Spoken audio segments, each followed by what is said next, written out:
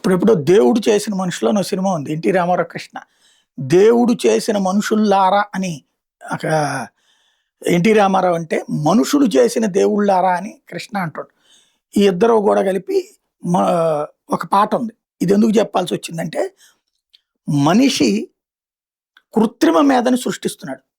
కృత్రిమ మేధ మనిషి మీద ఆధిపత్యానికి ప్రదర్శిస్తది అనడానికి రాబోయే రోజుల్లో జరగబోయే పరిణామాల్ని 'రోబో'లో ఒక చక్కగా తీశాడు. అది సినిమాటిక్‌గా, వినోదంగా బానే ఉంది. ఫైనల్‌గా ఆ హ్యూమనాయిడ్ రోబోలయన్నీ ఇప్పుడు ఆచరణలో వచ్చేస్తున్నాయి గదా! మొన్న ఒక రోబో రెచ్చిపోయి ఇంకో దాన్ని జనంతో కుంఫులు చేసినటువంటిది చూసాం. అంతకుముందు రోబోలు కూర్చుని ఆటిటికవే తయారు చేసుకునేది చూసాం. చైనాలో గూడా అట్లాంటి ఇష్యూస్ విన్నాం. ఇప్పుడు తాజాగా ఓపెన్ ఏఐ ఒకటి అడ్మిట్ అయింది.